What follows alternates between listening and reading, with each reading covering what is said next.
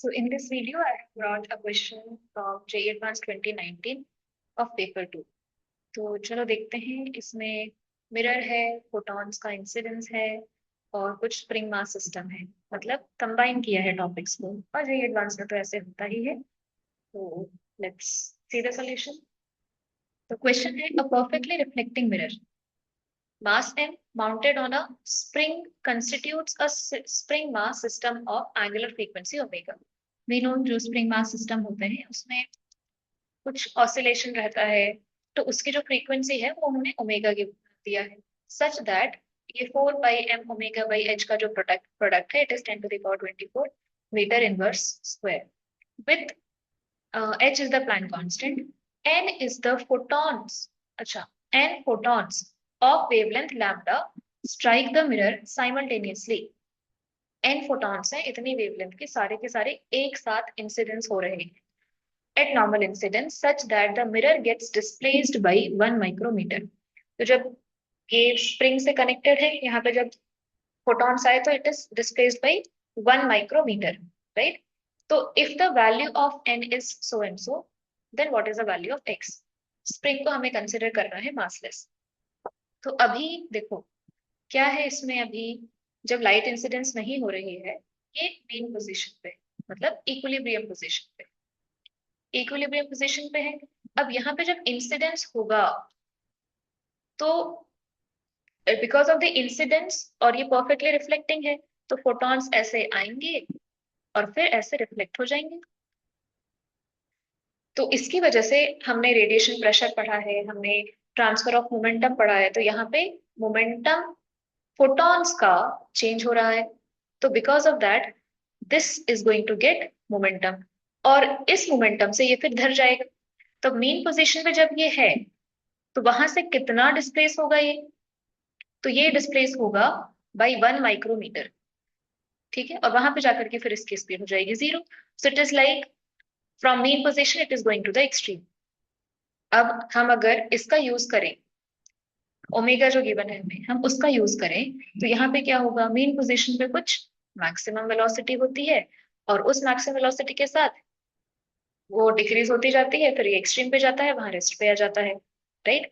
तो यहाँ पे जो मोमेंटम ट्रांसफर होगा due to the change in momentum of photons, वो यहाँ पे मोमेंटम देगा मिरर को, due to that it will be moving towards the extreme position. तो देखो कैसे सॉल्व करते हैं इसको। n number of photons are incident, हर फोटॉन का कुछ ना कुछ मोमेंटम है। What is the total momentum? तो momentum of one photon it is equal to h by lambda. ये वन फोटॉन का है, हमारे पास n नंबर ऑफ फोटॉन्स हैं तो nh बाई लैम्डा। और जब ये ऐसे आएंगे और चले जाएंगे तो what will be change in momentum? तो it is like p minus minus p और minus p minus p। You can do कि इधर आ रहा था तब p है, जा रहा है तब माइनस p है, तो minus p final momentum minus initial momentum. तो चेंज इन मोमेंटम कितना आ रहा है हमारे पास? It is 2p। तो डेल्टा p हो जाएगा 2nh by lambda, 2nh by lambda, ठीक है। अब ये जो मोमेंटम है ये ट्रांसफर हो रहा है इस मास को, इसका मास क्या है m। इस मास को जब मोमेंटम ट्रांसफर होगा तो इसको कितनी वेलोसिटी मिलेगी? तो इसको वेलोसिटी मिलेगी, it is equal to p divided by m, मतलब delta p divided by m। तो 2nh बाई लैम्डा m, ये वेलोसिटी मिली किसे? मिरर को। उस वेलोसिटी से वो कहां तक जा रहा है? 1 माइक्रोमीटर। तो अब आप यहाँ पे SHM का कॉन्सेप्ट यूज कर सकते हैं, बिकॉज एंगुलर फ्रीक्वेंसी हमें गिवन है। तो हम क्या लिखेंगे कि ये जो वेलोसिटी आ गई हमारे पास which is at mean position, तो हम क्या लिख सकते हैं वेलोसिटी एट मीन पोजीशन को? Amplitude into angular frequency a omega. और यहाँ पे क्या है, कहाँ तक जा रहा है वो? It is going up to 1 micrometre. तो 2nh by lambda m is equal to 1 micrometre into omega. अब शायद ये कहीं पे यूज हो जाएगा, तो हमें क्या फाइंड करना है? हमें तो n फाइंड करना है। तो n कितना हो जाएगा? Lambda m omega divided by 2h into 10⁻⁶, right. अब यहाँ से हम लिख सकते हैं n को भी हमें लिखना है in the form of x to the power x into 10 to the power 12। तो ऐसा लिख लिया मैंने। लैम्डा कितना है, 8 pi into 10 power -6 into M omega into 10 power -6 divided by 2h।